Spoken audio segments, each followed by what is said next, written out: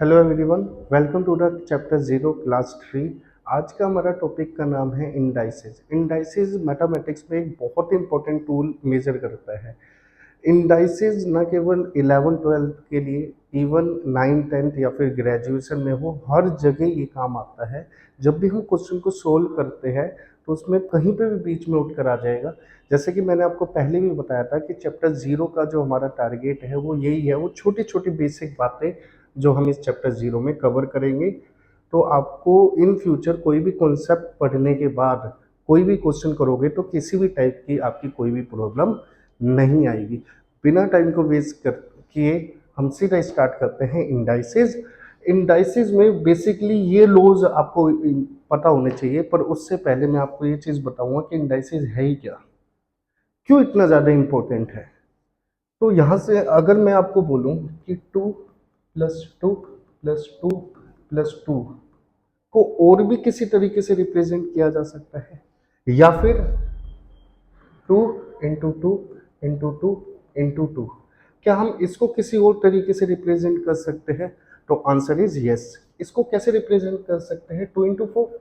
इसको कैसे रिप्रेजेंट किया जा सकता है? टू की पावर फोर। यानी कि इंडाइसेस कहते हैं कोई एक कुछ चीज इतनी बड़ी। चलो ये तो हमने सिर्फ चार लिखा है, अगर मैं आपको बोलूँ two plus two plus two plus two, ऐसे कितनी 10 बार हो रहा है। ठीक है, ऐसा कितना हो रहा है? 10 बार हो रहा है ना? या फिर two into two into two into two, ऐसे ये कितनी बार चल रहा है आपका? ठीक है, 10 टाइम्स चल रहा है। तो इसको कैसे लिखा जा सकता है? टू की पावर में 10। लिखने से ज़्यादा अच्छा क्या है? ऐसे लिखने से ज़्यादा अच्छा क्या है? टू की पावर 10 लिखना। ठीक है, तो यही है आपकी इंडाइसिस। क्या किसी चीज़ को किसी दूसरी वे में भी लिखा जा सकता है? दूसरे शब्दों में किसी को किसी दूसरी रिप्रेजेंट किया जा सकता है? तीसरे शब्दों में अगर ये किसी का नाम है तो उसका निकनेम भी कोई हो सकता है। तो यहीं से हमारा निकल कर आया है कि ऐसे कुछ लॉज है।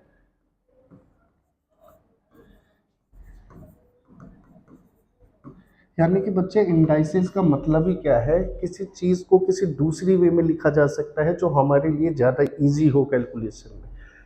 ठीक है, तो उसी के साथ स्टार्ट करते हैं। अब इसमें एक छोटी सी बात है, अब उसके लॉज है तो कुछ नाम देने पड़ेंगे। जैसे इसको बोलते हैं बेस, और बच्चे जो भी होगा इसको क्या बोलते हैं? पावर। ठीक है, जो पावर के नीचे होगा उसको बेस बोलेंगे, जो बेस के ऊपर होगा उसको पावर बोलेंगे। तो इसका जो सबसे पहला लो है वो क्या है? ए की पावर एम इंटू ए की पावर एन। अगर बच्चे बेस सेम हो ना तो पावर क्या हो जाएगी? ऐड हो जाएगी। अगर बेस सेम हो तो पावर क्या हो जाएगी? ऐड हो जाएगी।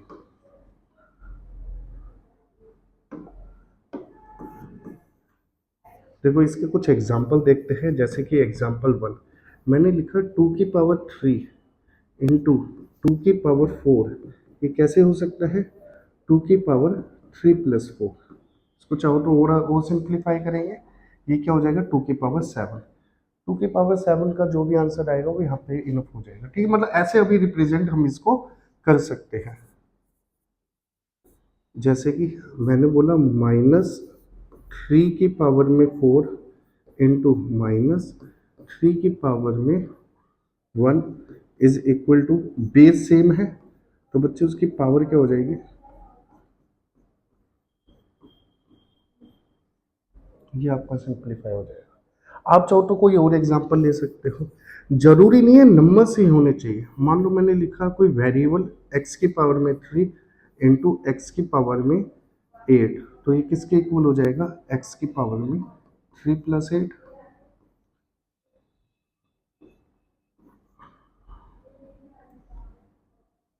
ये आपका हो जाएगा एक्स की पावर में 11। तो ये छोटी छोटी बात कि अगर बेस सेम है इसको इस तरीके से भी रिप्रेजेंट किया जा सकता है, इससे ज़्यादा हमारे लिए ये ज़्यादा बेनिफिट है। सीधा आगे चलते हैं इसी के साथ।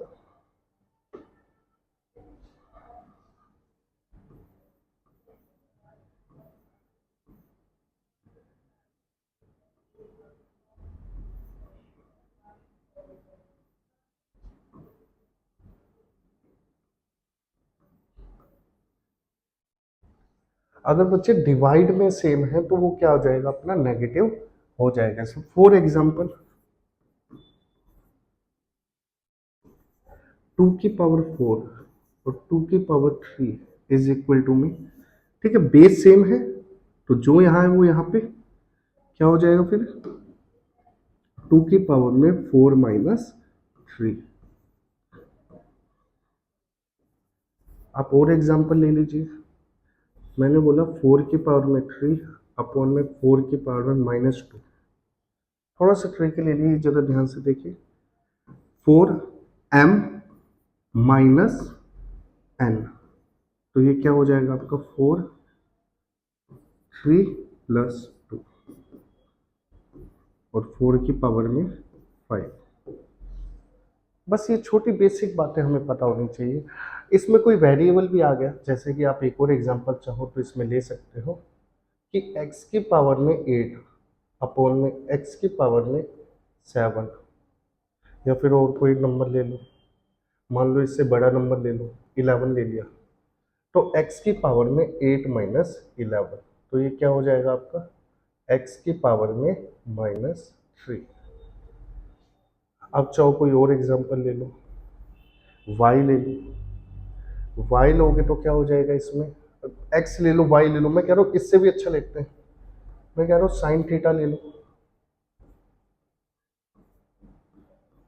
पावर में कुछ भी लगा दो, 5 और 3 लगा दो, ये किसके इक्वल हो जाएगा, साइन थीटा 5 - 3, ये कितना हो जाएगा। यानी कि बस बेसिक अंडरस्टैंडिंग होनी चाहिए, जैसे कि मैंने आपको पहले भी क्लासेस में बताया है, mathematics is totally based upon understanding. आपके अंदर जितनी अच्छी अंडरस्टैंडिंग है उतना ही अच्छा परफॉर्मेंस आप किस में दे सकते हो, मैथ्स में दे सकते हो, ठीक है। तो इसी के साथ हम आगे चलेंगे अपने अगले कॉन्सेप्ट पे, अगले लॉ पे। ये बहुत ज़्यादा यूज होता है, ये है, अगर ये क्या हो रहा है, बड़े से ब्रैकेट के अंदर ये है, यानी ये किसके इक्वल हो जाएगा, m × n के इक्वल हो जाएगा।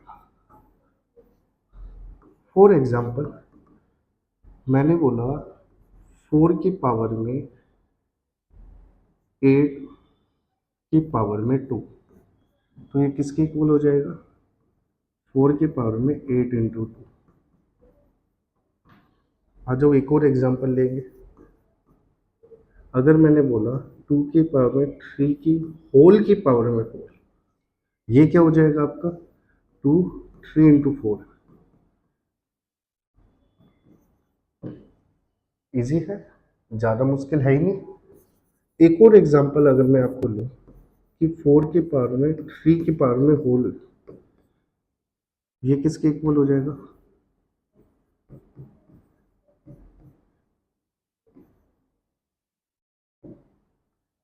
यहीं से ये क्वेश्चन बहुत प्यारा निकल कर आता है। अगर मैं आपसे पूछूं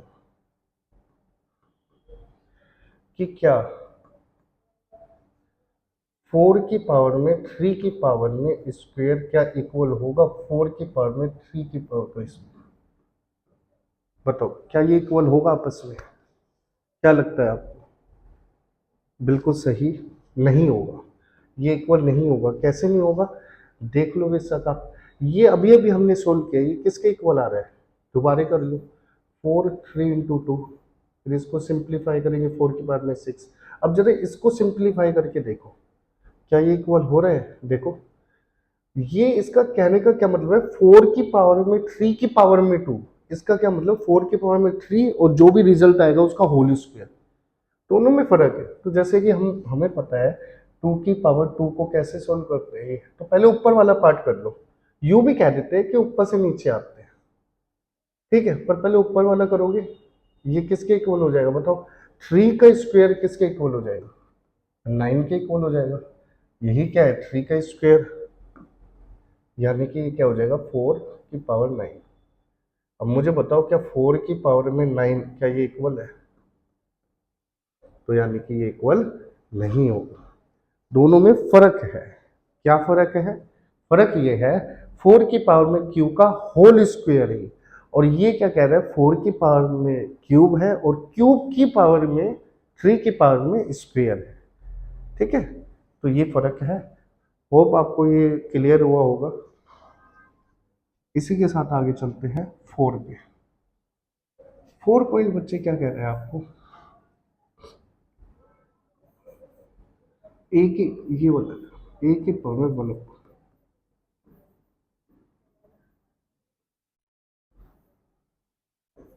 फॉर एग्जाम्पल अगर मैं बोलूँ 1 की पावर में 2 की पावर में 3, तो आप इसको ऐसे भी रिप्रेजेंट किया जा सकता है। देखो रिप्रेजेंटेशन है ये, ऐसे।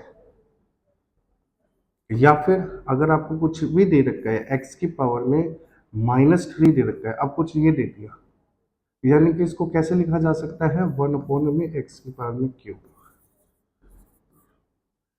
मैंने बोला कि 1 में 8 की पावर में 4 हो गया, तो ये क्या हो जाएगा, 8 की पावर में -4 हो जाएगा। और अच्छा बनाते हैं इसको, अगर इसी में ही मैंने आपको बोल दिया 1 में 8 की पावर में -4 हो गया, फिर बताओ कैसे करोगे। सर आसान है। कैसे, जहाँ पे जो भी है वहाँ नेगेटिव लगा दूंगा। ठीक है, यहाँ नेगेटिव m, m क्या है इसमें मेरा, m क्या है -4, तो इसको थोड़ा सा और सिंप्लीफाई करूंगा तो क्या हो जाएगा, ये हो जाएगा। समझ में आया आपको, यानी कि अंडरस्टैंडिंग है। नेगेटिव आ रहा है, हमें क्या है, हमें ये पता है ये हमारा क्या है, ये हमारा m है, जो कि हमारा ये है, ये है। ठीक है, चलो और क्वेश्चन, एक क्वेश्चन लिखता हूँ, देखता हूँ आप पहले करोगे या मैं करूँगा। वैसे कॉपी पेन तो आपके पास होगा भी नहीं इस टाइम पे, आप ऐसे ही देख रहे होंगे, क्योंकि चैप्टर 0 में ज़रूरत है भी नहीं। आगे देखो, 1 में y की पावर में 5 लिख दिया, ये किसके इक्वल है, 1/y की पावर में -5। कुछ ज़्यादा मुश्किल है ही नहीं। ठीक है, इसी के साथ हम क्या कर चलते हैं, आगे चलते हैं। 4 हो गया, 5 पे आएंगे। 5 क्या कह रहा है आपको, a की पावर में रूट में एक छोटा सा m, ये किसके इक्वल है। और सबसे ज़्यादा मुश्किल बच्चों को, जो बच्चा 12th क्लास में भी है, इवन अभी भी जो बैचेज ले रहा हूँ उनको भी ये इतनी नॉलेज है ही नहीं 12th में आने के बाद भी, कि ये किसके इक्वल होता है, 1/1/m। इसके कुछ ज़्यादा एग्जाम्पल करवाऊंगा मैं, कि आपको क्लियर हो जाए। जैसे कि सबसे आसान मैंने इसमें लिखा 3 का, देखो रूट के अंदर छोटा सा होता है यार, ये नहीं है। ठीक है, छोटा सा होता है ये, इस ये है 3 इंटू हो रहा है √2 से, इज नॉट इक्वल टू, दोनों अलग अलग है। ठीक है,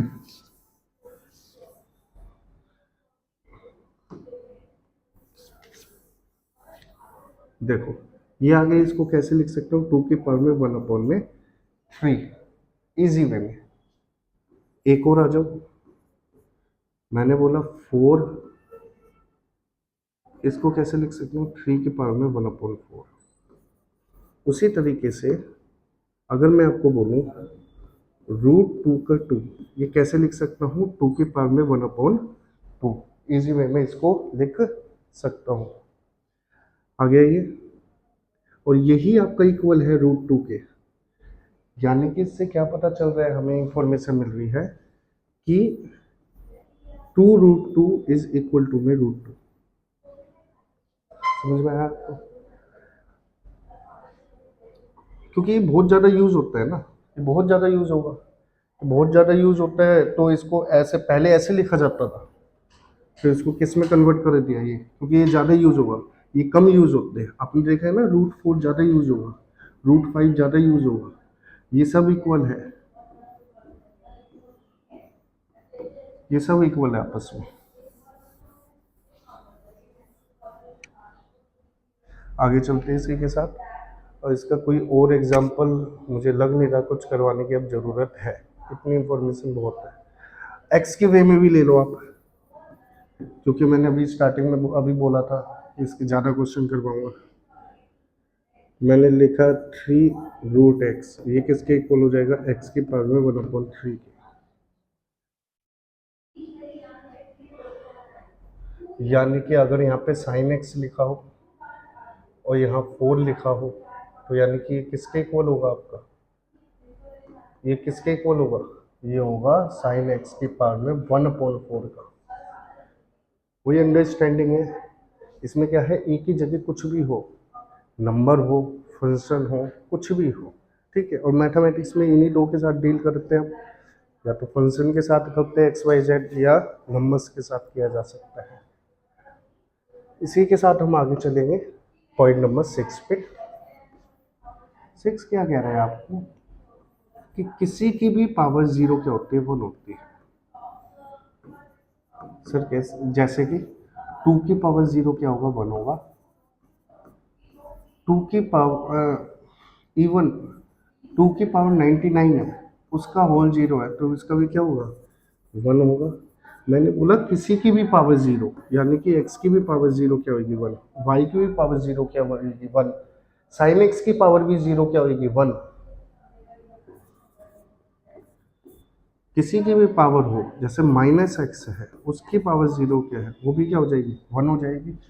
अब कई कहते हैं सर इसका प्रूफ नहीं है क्या, आप चाहो तो इसका प्रूफ भी करवा सकते हैं, कर सकते हैं, क्योंकि अभी तक हमने जितने भी अपने लॉज पढ़े हैं वो इसमें कवर हो जाएंगे। अगर आपको इसका प्रूफ भी देखना है तो भी बिल्कुल मुश्किल नहीं है। देखो लेफ्ट हैंड साइड क्या है आपके पास, ए की पावर 0। अब कोई कोई भी दो ऐसे एलिमेंट ले लो जिसको माइनस करने पे 0 आता है, मतलब कोई भी दो नंबर अगर आपको लग रहा है, मान लो मैंने ले लिया 3 - 3, ये इसके इक्वल हो जाएगा ना 0 के। अब इसको कैसे लिखा जा सकता है, अभी थोड़ी देर पहले मैंने आपको एक चीज बताई थी, ये अगर कोई ऐसे लिखा हुआ है तो उसको ऐसे रिप्रेजेंट किया जा सकता है, यानी कि ए की पावर m, फिर अपोन में ए की पावर n। चलो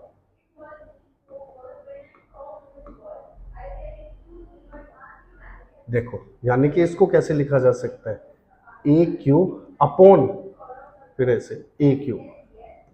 अब देखो बच्चे, कट के क्या आ गया, 1 हो गया। ये किसके इक्वल आ गया, राइट हैंड साइड के आ गया। ज़्यादा मुश्किल था ही नहीं, है ना। तो ये छोटी छोटी बेसिक बेसिक बातें हैं जो हमें इसको कवर करने हैं, ज़्यादा टाइम नहीं लगाना है इसमें। अगर आप 11th-12th में, ग्रेजुएशन में, तो इतनी नॉलेज इनफ है, ठीक है। इसी के साथ आगे आते हैं पॉइंट नंबर 7 पे। पॉइंट नंबर 7 क्या कह रहे हैं आपको, a इंटू बी की पावर में m है, तो ये किसके इक्वल हो जाएगा, e की पावर m इंटू बी की पावर n। ठीक है, एक बार इसके ऊपर आ जाएगा, एक बार इसके ऊपर आ जाएगा। ये ये भी काफ़ी यूज होता है, जैसे कि देखो दो है ना अलग अलग, जैसे कि 2 × 3 की पावर में 4, इसको कैसे रिप्रेजेंट किया जा सकता है, 2 की पावर 4 इंटू 3 की पावर में 4। आगे इसको ऐसे लिखो, या फिर हम इसको ऐसे लिखे, एक ही बात है।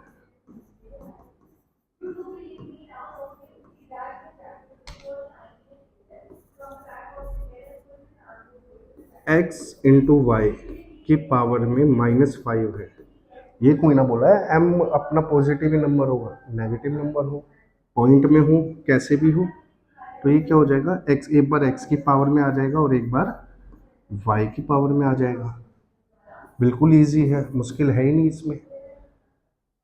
अगर आप 11th-12th में हो तो आप ऐसे भी समझ सकते हो, साइन एक्स और कोस एक्स की पावर में 2 है, तो इसको कैसे लिखा जा सकता है, साइन एक्स का whole square into cos x का होल स्क्वायर। चाहो तो आप इसको ऐसे भी रिप्रेजेंट कर सकते हो, साइन स्क्वायर एक्स और कोस स्क्वायर एक्स। इस पर अभी डिबेट नहीं करेंगे, इसको ऐसे कैसे रिप्रेजेंट किया जा सकता है। 11th क्लास में जब मैं ट्रिगो करवाऊंगा तब मैं इन चीज़ों में, या फिर 12th क्लास में चीज़ों को डिस्कस करूंगा, ठीक है। अभी ऐसे मान के चलो, इसको भी ऐसे लिखा जा सकता है, ठीक है। आगे चलते हैं इसी के साथ 8 पे। ए की पावर m ए की बी की पावर होल की पावर में, यानी कि एक बार इसके ऊपर आ जाएगा, एक बार इसके ऊपर आ जाएगा। अगर आप ये वाला समझ गए तो इसमें आपको प्रॉब्लम ही नहीं होगी, बहुत आसान है। जैसे कि 2/3 की पावर में 4 है, ये क्या हो जाएगा, 2 की पावर में 4 और 3 की पावर में 4, -2/4 की पावर में 5 है। कैसे करोगे इसको सोल्व? तो सबसे पहले तो ये चीज़ें ही कट गई, यहाँ -1 आ गया, यहाँ 2 आ गया, इसकी होल की पावर में 5 आ गया। अब कैसे कर सकते हैं हम, -1 की पावर में 5 हो जाएगा और 2 की पावर में 5 हो जाएगा। -1 की पावर में 5 क्या होता है, -1, यानी कि इसको ऐसे रिप्रेजेंट किया जा सकता है। आप चाहो तो कुछ और भी कर सकते हो, जरूरी कोई ना इसमें एक ही फॉर्मूला लगेगा, अभी भी लग रहा है इसमें। अगर आपको देखो, आपको ये वाला फॉर्मूला लग रहा है अभी भी उसमें, ध्यान से देखो इस वाले फॉर्मूले को। अब आ जाओ वहां पे, देखो आगे भी आंसर कर सकते हैं हम इसका। -1 आ गया है ना, ये ऊपर जाएगा, क्या हो जाएगा, 2 के पावर में -5, फिर ये क्या हो जाएगा, -2 के पावर में -5।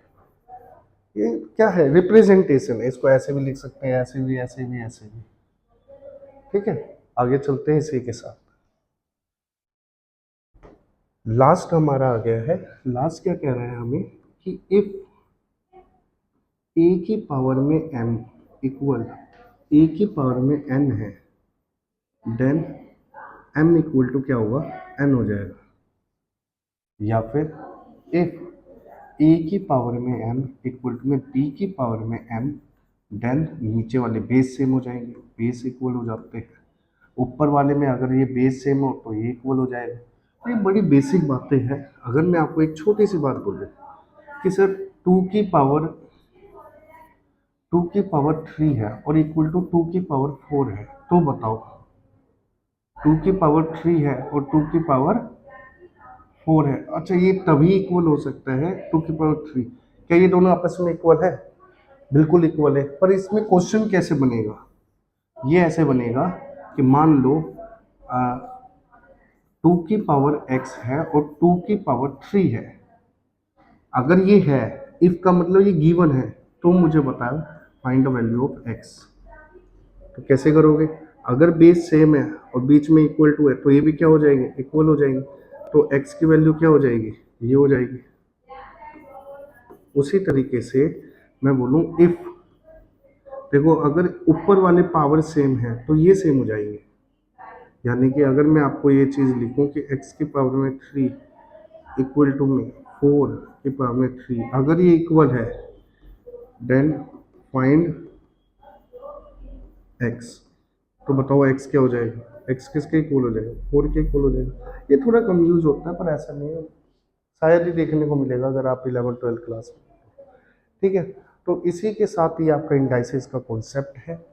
अगर आपको इसकी पीडीएफ चाहिए तो इसकी पीडीएफ मैं अभी डाल दूंगा इसमें IC2 ऐप में। ठीक है, तो आज की क्लास इतनी, थैंक यू सो मच।